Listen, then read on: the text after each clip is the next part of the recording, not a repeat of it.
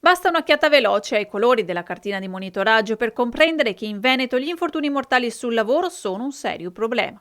Regione virtuosa, sì, non è in rosso come molte altre del sud, ma non è nemmeno gialla e tanto meno bianca, bensì arancio, classico colore di allarme. E di vero allarme si può parlare. Nei primi mesi di quest'anno si sono già registrate 51 morti sul lavoro in regione, contro le 28 dell'anno scorso nello stesso periodo, quasi il doppio.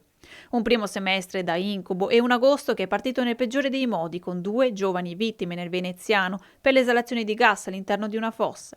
Un Veneto che è secondo solo alla Lombardia per numero di vittime totali, con un rischio di mortalità superiore alla media nazionale.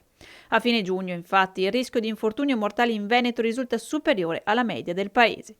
Verona in testa per numero di vittime totali, 13, e non va tanto meglio per Padova, 11, poco meno, 10 per Vicenza e poi Treviso, Venezia e Rovigo. Sono questi alcuni dei dati che emergono dalle statistiche dell'Osservatorio Sicurezza sul Lavoro e Ambiente Vega di Mestre. Un dato che può far riflettere è quello sull'incidenza degli stranieri colpiti da infortunio mortale, ben il 40%. Tra le 51 vittime complessive, infatti, 21 non erano cittadini italiani. Per quanto riguarda invece le denunce di infortunio, si registra un sensibile aumento rispetto al 2024. A fine giugno dello scorso anno arrivavano a 35.000, ora più di 36.000. La maggior parte è presentata da uomini, quasi 24.000, a fronte delle 12.000 delle donne. E Padova è la provincia dove si denuncia di più.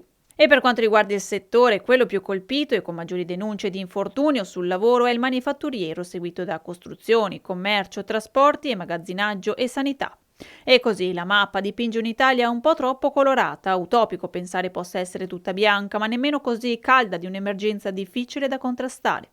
Per il Veneto l'obiettivo nei prossimi mesi è di calare il tono verso un giallo più rassicurante, ma non per forza meno allarmante.